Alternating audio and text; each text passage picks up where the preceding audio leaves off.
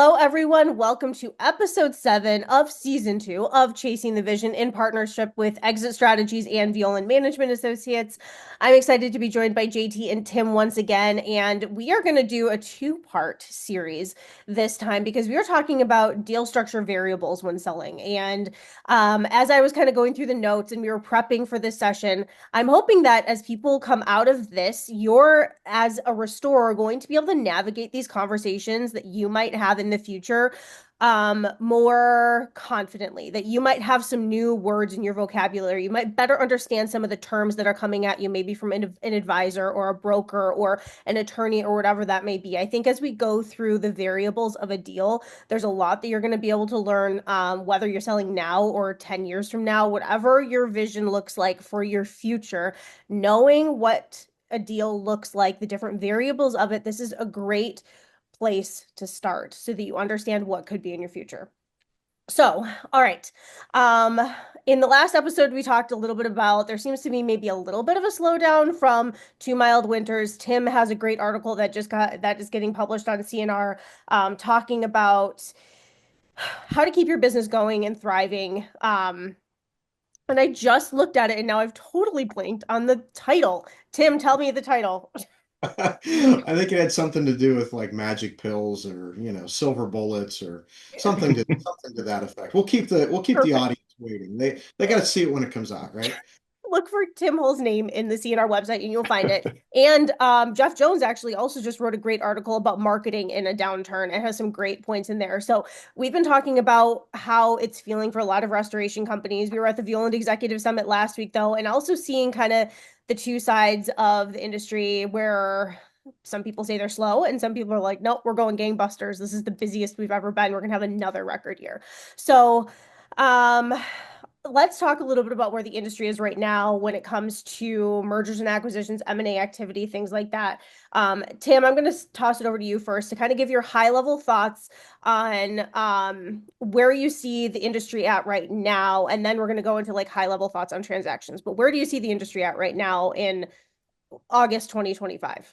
Yeah, thanks, Michelle. And just for clarification purposes, when we have these discussions in this episode and the next one, I'm coming at this from a negotiator standpoint, like not from a broker standpoint, not from a banker standpoint or a CPA or even an attorney. My experience is usually helping the clients, and that can either be on the buy side or the sell side, but looking at the deal itself and trying to get whoever we're representing the best possible outcome that they're looking for. But a lot of times that comes back to buyers looking to solicit our clients. So the clients that we coach on an ongoing basis, we've seen that activity pick up this year. So looking at the last, let's say 5 years. So since COVID, kind of like that's the milestone that everybody's looking at. There was a flurry of activity there where we had, I think 12 or 13 clients get bought in about an 18-month period. Mm. And then that waned off, and now we're seeing things pick back up again. From Interesting. my seat, it seems to be, and this is just an observation, that it has a tendency to be tied to the markets more so than the actual industry itself. Mm. And JT, I know you've got kind of maybe a little bit different opinion there, so I'm eager to hear that. But whether the clients are busy or not really doesn't have any bearing from my standpoint on whether or not they're being solicited for purchase or not. So that's kind of where I'm seeing things right now. JT, what's your take on that? Well, first, I'll comment on Tim, your solicitation comment there. The solicitations, I think, are up across the board from what I'm hearing, Mhm. mostly because there's so much money out there ready to be deployed, and there's not as many companies for sale. So, at record numbers, I'm having potential clients and industry owners reach out to me saying, "Hey, do you know this group? They've reached out to me 5 times the last 2 months. What should I know about them?" And happy to weigh in when that happens. And then, secondly, Michelle, I want to address the comment you made in your intro, which was fabulous, by the way. You said that hopefully through these episodes, you'll be able to have some terminology and definitions for these conversations you're having. There's really two conversations that take place: the ones we have with ourselves Mhm. about timing is now right, is it the best thing for myself and my family, and then it's conversations you have with everybody else, your advisors. And really, I don't want to underestimate the importance of the conversation we're having with ourselves, Yeah. because it's key. Once it's in your head, and you think about selling, it just doesn't leave until you get answers. So I just wanted to weigh in on that quick. But now, thirdly, to your question, weighing in on the industry, activity is down a little bit. This heyday of 21 through 24 that we saw, that has waned, as Tim mentioned, and I think it's spot on. There isn't as many companies for sale. And part of that is that they're not ready. You have to view selling a business kind of like selling stocks. When the numbers are trending upwards, everybody wants them, and when they're trending downwards, they're tougher to sell. And nobody wants to get beat up for a short term, a long term consequence of selling in a short term, downturn, so to speak. So it is off a little bit, but now that being said, we're going to cover, I think, in the next half an hour, a lot of different variables and trends and things that affect deal structure. So I'm excited to jump into it. Awesome. All right. So, Tim, let's start with you. Offer your kind of high level thoughts on the key elements of putting together a deal. Yeah, I mean, the key elements, in my opinion, I start with what the seller wants. So looking at it from the sell side, if you're on the buyer side and you're listening to this, it's just the opposite, right? But they're one and the same because each party's coming to the table with a different set of wants, needs, and desires. So at the end of the day, I think getting a firm understanding of what you want out of the deal, and to your point, JT, which is a great one, you have to have that conversation with yourself and say, why am I doing this? And so to me, it really starts there. I mean, if we talk about structures of deals and things like that, Michelle, we can get into, the structure, formal settings of an asset sale versus a stock sale, which are the two most common, ways of going about it. But aside from that, understanding, in my opinion, understanding where the other party's coming from helps you really approach it from a standpoint of understanding, knowledge, and information, which really is really important to me to get what you want out of that deal. Perfect. Okay. JT, give your high level view of a deal structure. Well, there's a lot of different variables. I mean, we could go through all the variables. We can talk about cash. We can talk about rollover equity. We can talk about earnouts and, fixed notes and all kinds of things. And they're all important. And I think we'll break those down here shortly. But from a very high level, Tim is 100% correct. It sits behind the emotion. I had a client call yesterday from the upper Midwest, probably not far from you, Michelle, and panicked. Hmm. Accepted offer, full asking price, and due diligence is moving very quickly for them, which hardly ever happens. Tim will verify that. It just hardly ever happens. It rarely goes faster than you expect.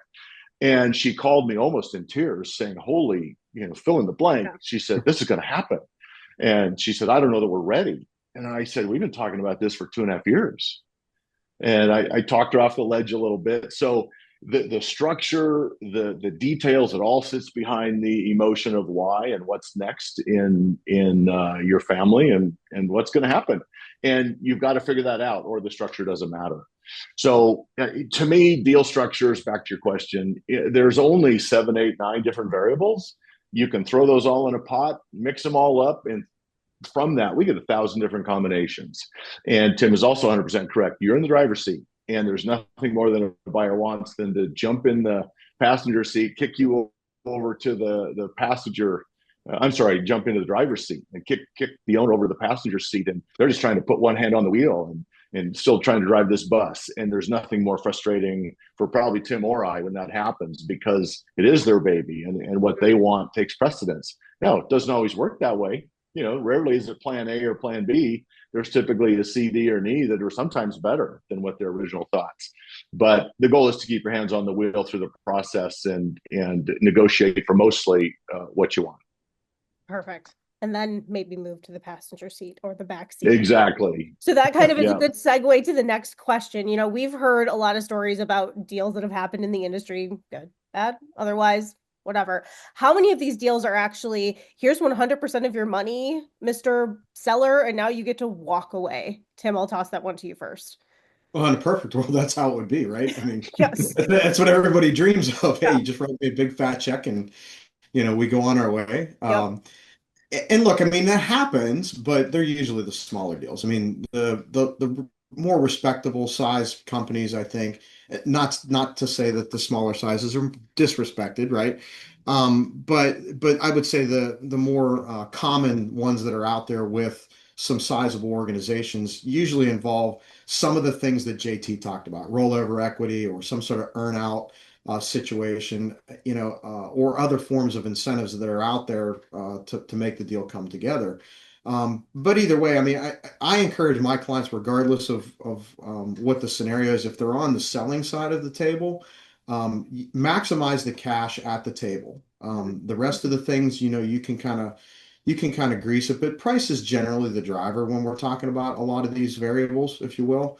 But again, coming at it from a negotiator standpoint, I look at there's 8 different criteria in any situation that you negotiate. So whether it's selling a business, selling a home, buying a home, even negotiating a raise with your boss. And I don't want to get any bad phone calls or anything, um, but when we do negotiation training, we talk about 8 different criteria. And the 8 criteria are functionality, schedule, budget, quality, resources, support, maintenance, and training. So those 8 things, and maybe Michelle, you could like put those into the show notes or something. We break all of those different variables into one of those buckets. Mhm. So early on in the process, whether you're thinking about selling or buying a business and you're having that conversation with yourself, like JT mentioned, I would encourage people to really get granular as much as you can with what you want the deal to look like inside each of those 8 buckets. And more importantly than that, prioritize them. That way, you understand that when a buyer comes to me and says, you know what, I'll give you your asking price for the business, but a certain portion of that is going to be made available to you in an earnout or a recoverable holdback that you'll get in 12 months or some sort of incentive for hitting a number or a goal if you stay on for 12 months afterwards. See, all those different things start coming into play there. And as an educated individual who's negotiating in good faith, you need to understand what you can give up and what you want to get in return when you're at the bargaining table. Mhm. Absolutely. Okay, JT, 100% payout. How rare is it? Oh, it's very rare. Yeah, very rare. And mostly on the smaller transactions. And whether it's 250,000 or 80 million, it's a lot of money to those involved. So we certainly don't want to minimize them, like Tim mentioned. But there's typically more variables than just cash. And sort of my tier one variables are oftentimes the cash, obviously that's important, and then the rollover equity. And then there's fixed notes, there's interest rates and earnouts and some performance targets. And they can be earnouts, others are just performance targets. We might get into that later. But then there's a tier two that oftentimes is forgotten about, but they're equally as important. They're typically handled second, and those can be non-competes or non-solicitations, indemnifications, and the attorneys will go to great lengths to explain the indemnifications. The net working capital, there's holdbacks, there's key employee contracts, there's this whole layer underneath that happens secondary to sort of the big stones in the jar. And there's another dozen variables beyond that, and they don't need to be mentioned here for what we're trying to do.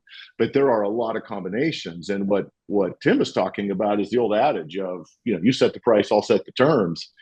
And those don't always overlap. And the goal is to manage everybody's expectations so they stay overlapped. Because the second they're not overlapped anymore, we don't have a deal. And so managing those expectations, and you've heard me say that before, managing those is key throughout the deal. Not only if you're 2-3 years out and understanding what to expect, but then right up through the closing table, there's always last minute issues. There's things that pop up. And so just understanding what the expectations are and why they're important, especially when you're in the middle of a transaction, understanding each one of these deal variables and why it might be important to a buyer, why it might change the deal, how it might benefit us, how it might hurt us. And without that understanding, I don't think effective negotiations can take place. Perfect. Okay.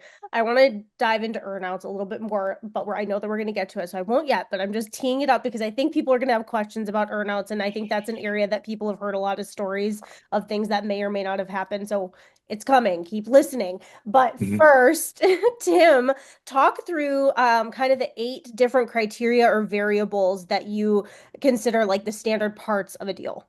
Yeah, so those 8 negotiable criteria that I talked about, You have to put context and definition to them. So when we're talking about selling a business, we think about functionality. I'll just go through each of them and just hit the highlight real quick. But functionality would be what you desire for the business after the acquisition versus what the buyer does. So, are they going to assume your name? Are they going to carry on the brand? Are they going to keep the employees there? Strategically, is the business going to go in the same direction that you want it to? May not seem like a big deal, but trust me, it is a big deal to a lot of sellers. Unless you are just willing to write it off and ride off into the sunset, those can kind of be intertwined. Schedules obviously the time in which it takes to get the deal done. Some people are on a timeline, some people are not. Just as a word of advice. Generally, if you're selling, the longer the deal goes on, the better deal you get. But time is always a critical element when negotiating. Budget obviously is the price. Quality can have to do with a lot of different things, but is the buyer or is the seller of the quality of folk that you want? And eventually those individuals are going to be rolled into one through some sort of integration. But what does that look like from a big picture standpoint? It might be the best deal, but it is the best buyer or the best seller. Resources, thinking at it from your own standpoint, would be the amount of resources you have to employ to get the deal done. Look, and it all costs money. Professional advisors cost money, accountants cost money, lawyers cost money. You might get, something 10, 15% more than what you thought you could get for the business. But if you're going to spend that Mm. in professional advising services to get the deal done, or it's going to take your staff time to get through due diligence more so than another buyer or seller would, then obviously that's got a cost and a trade-off to it. Maintenance side of things is post-acquisition. So think post-acquisition, how involved are you going to have to be in the business to integrate the business? What are your obligations? It could be things like you talked about the non-compete, JT. That's a big deal that a lot of people don't give a whole lot of thought to. But if you're a young individual and you want to continue your working career after you sell this business, those are things that you need to consider. And then, of course, training, how much involvement are you going to have to be with the buyer to get them integrated, get them trained, get them up to staff to continue to run the business? Or is it just a hand the keys and, kind of walk out the door scenario? So at a very high level, Reader's Digest kind of version, Michelle, that's the 8 different criteria. Is there one of those 8 that you would consider the most important out of the 8?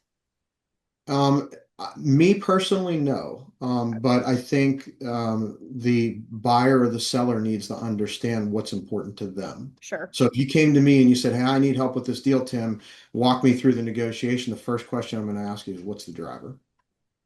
Because if we don't get that out of the deal, then it's probably not worth doing. Yep. And if you say you don't know, then there's a good chance you're not going to get what you want. Yes. Yep. So. That makes good sense. Okay, so JT, anything to add? And I would love for you to lean in a little bit on Tim's 4th point of quality. I think that that's an area that you kind of lean into with buyers and sellers. Are they a good fit? Does the culture match up? Is this going to be a good transaction? And I think you've helped maybe people walk away from situations that on one side or the other, this isn't right. So talk about the different criteria that you find important, and talk a little bit about the importance of the quality aspect specifically. Perfect. Thank you. First, I'll just weigh in real briefly on one of Tim's comments about what's the driver. It's key to understand that. It's also key to understand that might change over time. A driver one year might be different than a driver next year. Tim, you and I both know, owners for years and years and years, and it's all a timing issue. I'll work on a valuation analysis for somebody, and they tell me one day that they're 3 to 5 years out and they want to prep their business, and I refer them over to Violand and they help get them cleaned up and ready to go. And a month later they call me and say, "Oh, I'm ready. My life has changed." Or they're on a 3 to 5 year plan, and 8, 9 years later they're humming right along, nice clean business, and they're not ready. So drivers can change, and as long as you're aware of that, then that's great. But Tim is right. If you don't know what that is, we're going to struggle. So quality, that is a loaded question, Michelle. There's many, many layers of quality to this, but I think where you're going is the quality of the buyer, the quality of the transaction itself, and it's key. You get 2 willing parties, it can be magical. Two willing parties, I've always said, is 80% of the deal. Yep. And alignment is the alignment in quality comes with expectations. And you've heard me over and over talk about asking the right questions and getting your mindset aligned with reality and what's likely going to happen based on how these deals go down. And so what typically happens is a seller, they don't realize how much time they're going to spend with potential buyers. They think they're going to meet somebody once and all of a sudden checks are going to go back and forth and hand over the keys. It doesn't happen that way. There's a tremendous amount of meetings, Zoom meetings, face-to-face site visits. Due diligence can be anywhere from 3 months to 6 months. And it rarely goes that long, but it can. So there are hundreds of hours that get spent. And both the buyer and the seller, when they're trying to define quality and put various aspects of the deal into that quality box, you have a pretty good understanding after all the time spent. But the quality of individual is key. And I've got clients that want to shake a buyer's hand and do the whole deal with no written contracts. They're just those kinds of people. And there are others that need an 11-page letter of intent and try to pin everything down because they're fearful. They just don't want to be taken advantage of. So part of my managing expectations is to help navigate that. But the quality aspects, they permeate every variable of a transaction. But if you start with two willing parties and two decent individuals, things tend to go pretty smoothly. All right. I love it. Okay, we ready for a vocab lesson? This is the fun part. This is what I was talking about at the beginning. So, JT, take a few minutes to kind of go through some of the most common terms that come up during a transaction. Oh, you call it a vocab lesson. This could be the boring part to some of the listeners, but you I just leaned in, JT. I know. I got my notes. Tim, the pressure. I can't take it. No, there is a few terms that people ought to be familiar with. And we've talked about cash. That's just the liquid funds at the closing table. So we'll start there. And then there's rollover equity. And for those of you who don't know what that is, typically happens on larger deals north of 5-6 million. And what it is when a buyer wants the seller or needs the seller to remain with the deal. Now that can happen without equity, but when you roll equity, what I call ROE, rollover equity, is when you roll over part ownership. And that's typically between 5 and 30% of a deal.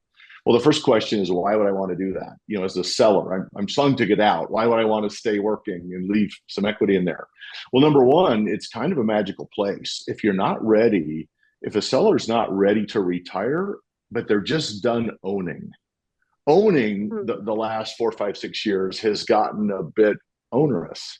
It's not the same industry as it was 10 years ago. Yeah. And you may have heard this from me before, but my first 10 years in the industry, most of my clients were 60 or 65 years old. They were all at retirement age. Now, half my clients are under 50.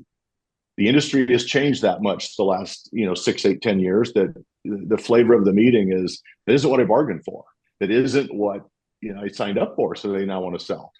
And so, that rollover equity can be a great place where you can still go to work, find the lane that you're really good at and enjoy, and your name's not on the lines of credit. It's not on the leases. It's not on the vehicle titles. You don't have to make payroll or the lease payment. You get to keep growing your equity that you've rolled, but you're not on the hook for anything. So that can be pretty great. There's fixed notes. Some people call them a seller carryback note.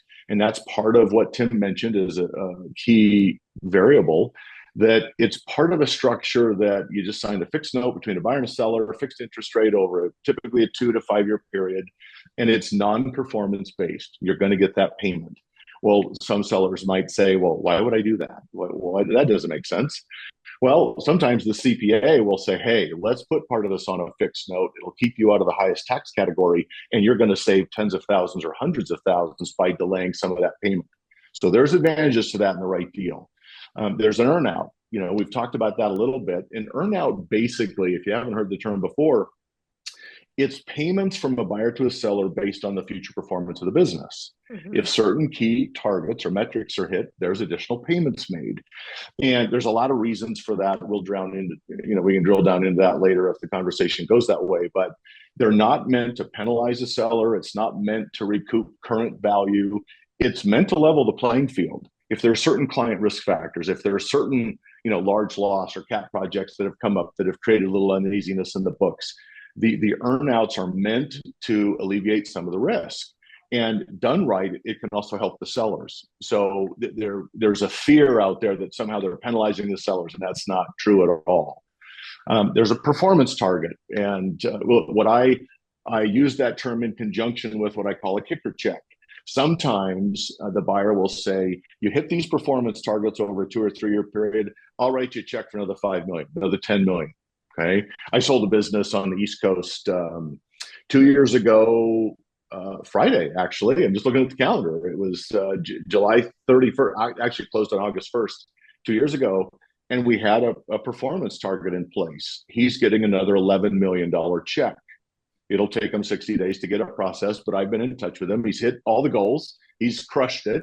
And so there's a really nice kicker check showing up. So those aren't a terrible thing either. Tim, I believe you mentioned, or I mentioned, a holdback. These are funds that are purposely withheld from the deal that are paid out in either 12 or 24 months. Sometimes they're stepped, half paid out in 12, another half paid out in 24. And they're meant to cover any material lies or misrepresentations that may have been stated by the seller. And that's intentional misstatements, or even unbeknownst to them, they've misstated something. If something comes up, there's funds set aside to cover those liabilities. Okay. Typically not a large amount. They can be 5 or 10% of a transaction, but they exist and they're very real. That can fluctuate based on what's found in due diligence. Okay. If a buyer's confidence is very high that not many things are going to be found, that holdback can decrease or even go away. And if there's some sketchy items in there and confidence is waning, that holdback can go up. Okay. So it's a movable target. And then there's balance sheet adjustments. And Tim, you know what these are as well, but there's cash adjustments, there's accounts receivable, there's the net working capital, which, Tim, I like your definition much better than mine. Yours is much more simple. So we'll have you relay that shortly. There's accounts payable, there's long-term debt, all those get adjusted.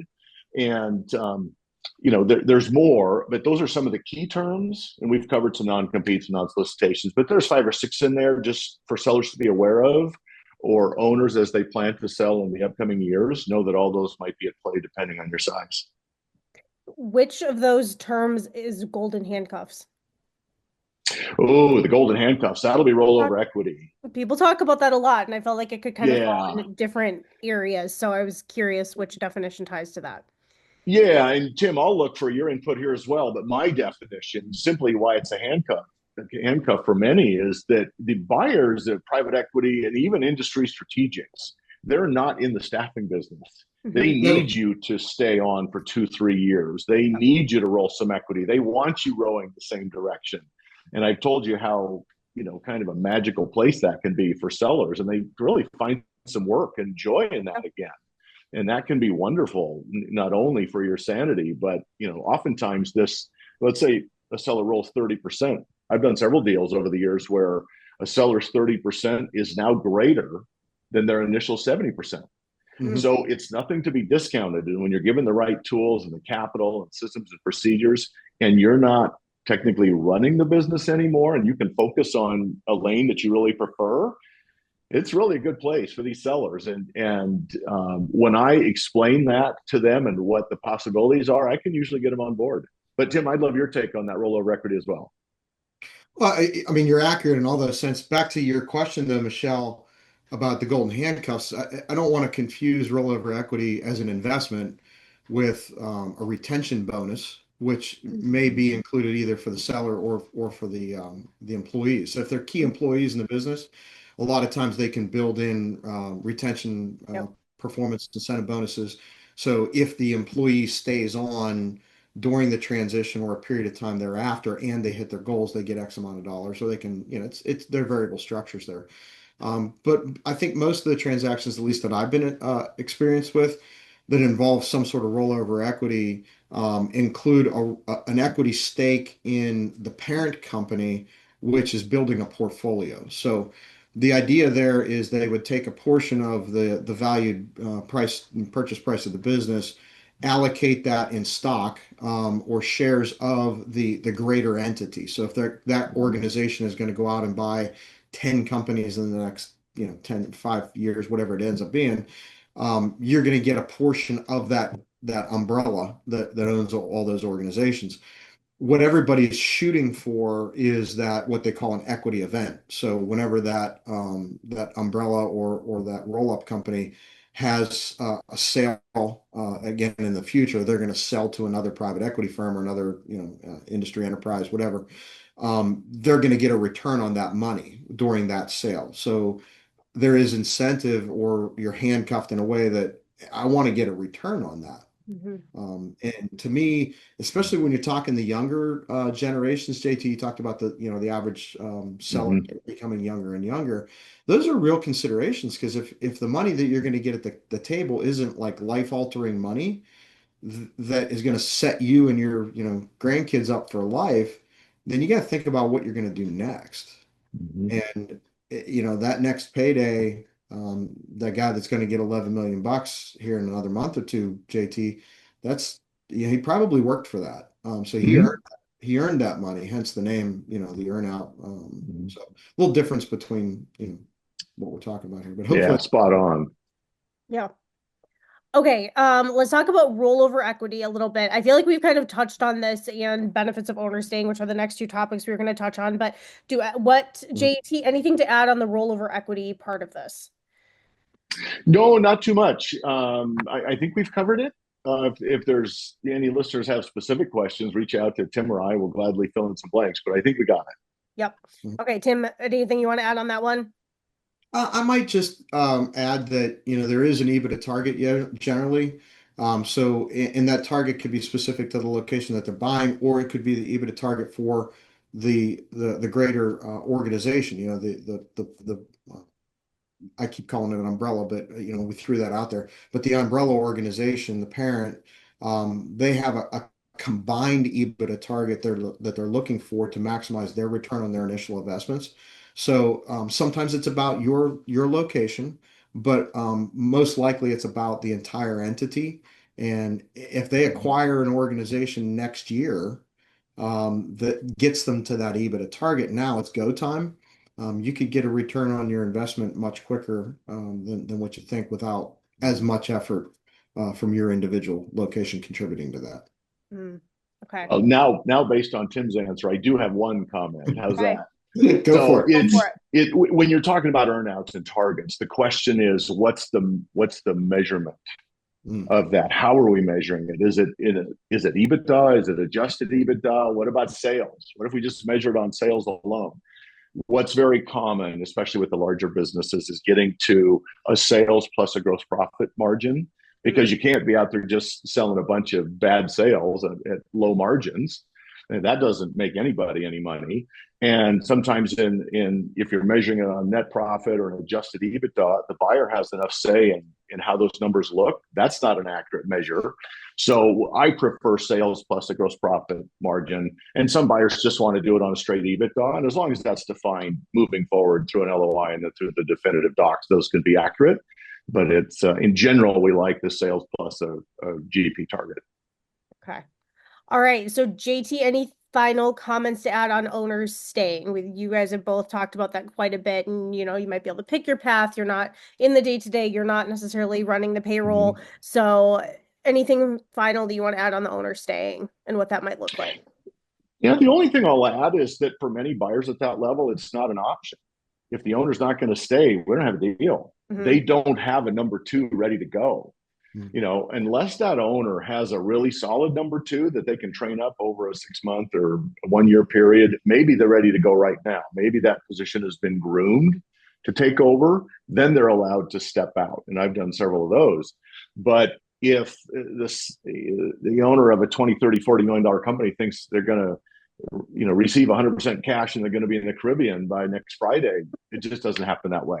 And that's part of managing those expectations. And once they understand that it's not an option and they understand the benefits, it's a really nice half step towards a full retirement. Because, Tim, you know this as well, many owners don't know what they're going to do.